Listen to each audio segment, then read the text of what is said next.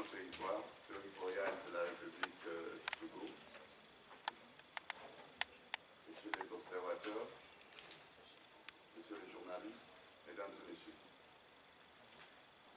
Conformément à la vie politique et institutionnelle de la République du Togo, le peuple togolais s'est rendu aux urnes le 22 février 2020 pour exprimer à travers cette élection présidentielle sa volonté et son choix démocratique. À cet effet, la mission d'observation électorale de l'Institut panafricain d'assistance électorale IPAE fidèle à son engagement pour le renforcement et la consolidation des processus électoraux sur le continent et sur l'invitation des autorités électorales togolaises. La mission a déployé 16 observateurs internationaux venus des régions africaines, notamment le Bénin, le Burkina Faso, le Cameroun, la Mauritanie, le Sénégal, le Tchad et le Togo. La mission est conduite par son Excellence M. Manuel Adinga, ancien Premier ministre de la République du Tchad. Les objectifs de la mission. La mission d'observation électorale de l'Institut panafricain d'assistance électorale, IPAE, a pour objectif principal de procéder à une évaluation de la régularité et de la bonne tenue des dites élections. La mission s'est appuyée sur des instruments juridiques nationaux, sous-régionaux et internationaux. Les activités de la mission. La mission de l'IPAE, dès son arrivée sur le terrain le 18 février 2020, a pris attache avec les autorités électorales.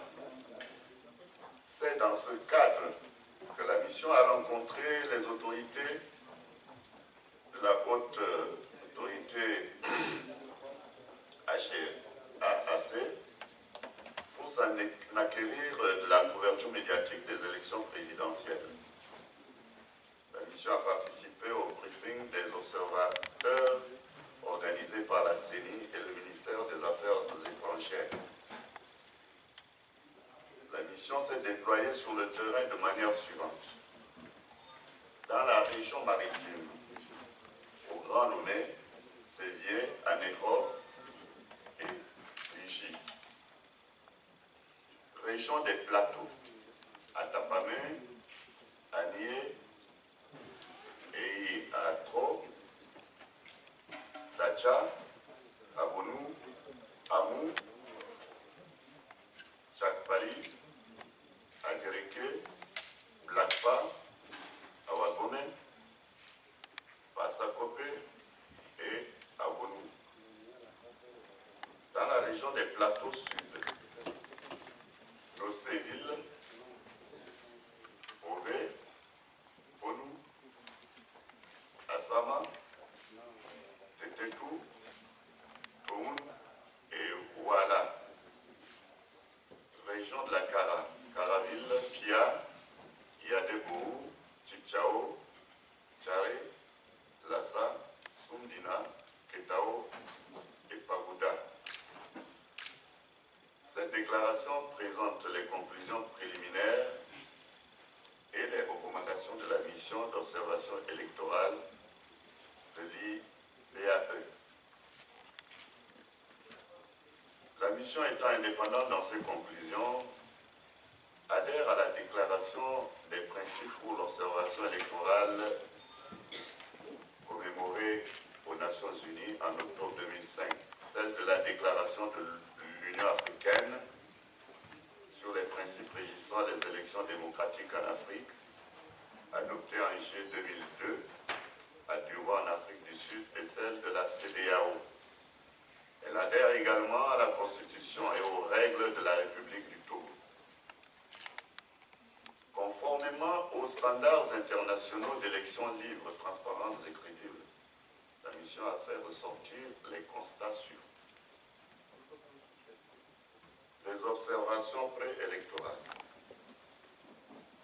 Le contexte politique togolais dans lequel les élections présidentielles se sont tenues est marqué par des nouvelles réformes politiques et institutionnelles Ces réformes ont conduit à la modification et à l'adoption de la loi fondamentale par l'Assemblée nationale issue des élections législatives du 22 décembre 2018. Le Togo, pour la première fois, adopte la limitation du nombre de mandats à 2, renouvelable une seule fois. Il est à retenir également que ces réformes ouvrent à l'organisation d'un scrutin présidentiel à deux tours et à la recomposition des membres de la Cour constitutionnelle avec un mandat de 6 ans renouvelable une seule fois. Ces réformes donnent l'opportunité à la diaspora togolaise d'accomplir son devoir civique. Le cadre juridique de ces élections présidentielles est régi par la loi fondamentale togolaise, adoptée par référendum du 27 septembre 1992, promulguée le 14 octobre 1992, révisée par la loi numéro 2002/029 du 31 décembre 2002 et modifiée par la loi numéro 2007/008 du 7 février 2007 et modifiée par la loi numéro 2019/008 du 15 mai 2019. La loi numéro 2019/017 du 6 novembre 2019 portant modification de la loi numéro 2012/002 du 29 mai 2012 portant code électoral, modifié par la loi numéro 2013/004 du 19 février 2013 et la loi numéro 2013/008 du 29 mars 2013. Ce cadre juridique a permis d'organiser les élections transparentes et crédibles. Sur l'enregistrement des électeurs et les fichiers électoraux, la Commission électorale nationale indépendante, la CENI, a été chargée du recensement des électeurs et la mise à jour du fichier électoral. La mission a noté que le fichier électoral présente un corps électoral de 3 614 056 électeurs avec une cartographie électorale de 9 389 bureaux de vote sur l'ensemble du territoire national, y compris ceux de la diaspora. Les candidatures. Pour cette élection présidentielle du 22 février 2020, il a été enregistré des dossiers de candidature au niveau de la Commission électorale nationale indépendante. Un dossier de candidature a été retiré de la course et 2 autres dossiers de candidature rejetés par la Cour constitutionnelle pour non-conformité, non-paiement de caution. De la campagne électorale. La campagne électorale s'est ouverte le 6 février 2020. Notre première équipe d'observation a assisté à certains meetings des partis politiques engagés dans la compétition. La campagne s'est déroulée dans un climat globalement plus apaisé, sans violence.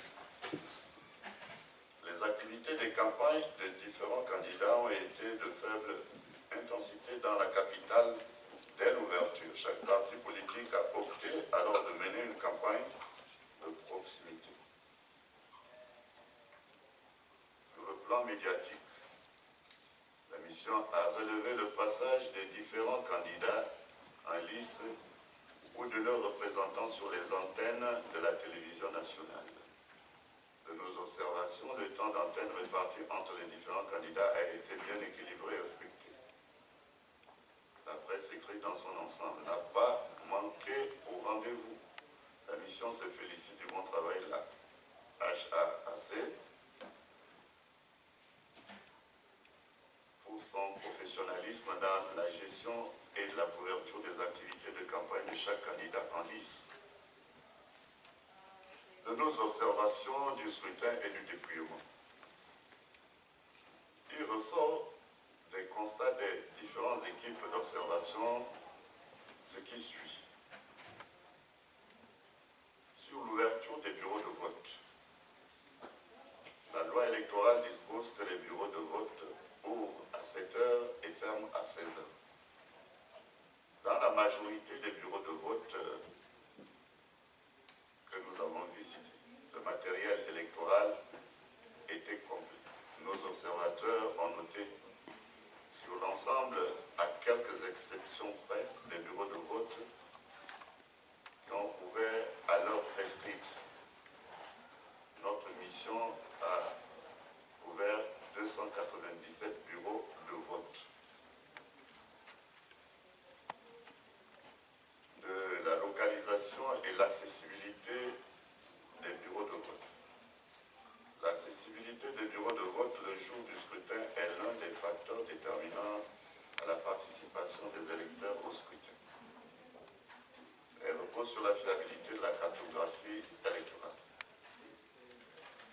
Grâce à la bonne cartographie établie et constatée, la mission a noté que les bureaux de vote visités étaient généralement accessibles. L'électeur étant codifié à son bureau de vote, ce dispositif a contribué à l'accès facile à l'identification de son nom sur les listes affichées. Toutefois, le vote par dérogation et les listes additives ont été ouverts. À cet effet, pour pallier les omissions sur les listes électorales. C'est donc compte tenu de cette situation que les autorités de la CENI ont été amenées à prendre de telles dispositions. Du matériel électoral. La mission a noté que le matériel électoral était disponible en quantité suffisante dans l'ensemble des bureaux de vote visités par nos observateurs. Elle a également noté avec satisfaction la haute qualité de l'encre indélébile. Par ailleurs, la mission a noté avec satisfaction que la CENI a pu disposer des vignettes de sécurisation des bulletins de vote. Du déroulement du scrutin. La mission a observé que le déroulement du vote s'est passé dans le calme, la discipline, la sérénité et la transparence sans aucune animosité. Du secret de vote. Les observateurs de la mission de l'Institut ont noté que des isoloirs ont permis de garantir le secret de vote. Les agents électoraux et délégués des candidats dans les bureaux de vote. La mission a noté que les délégués des candidats étaient en moyenne de 3 à 4. Les observateurs ont constaté que dans la plupart des bureaux de vote, mais y compris dans les grandes agglomérations, certains candidats n'ont pas déployé leurs délégués dans les bureaux de vote. Cependant, il faut relever la bonne maîtrise de la gestion des bureaux de vote par les agents électoraux. Les observateurs nationaux et internationaux.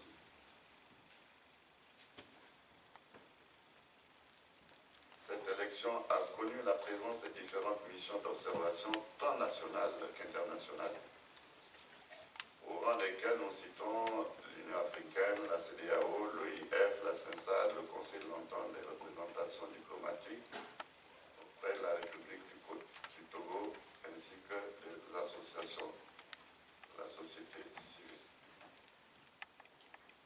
Au plan sécuritaire, la mission a noté la présence de la FOSET dans les centres de vote. Cette disposition sécuritaire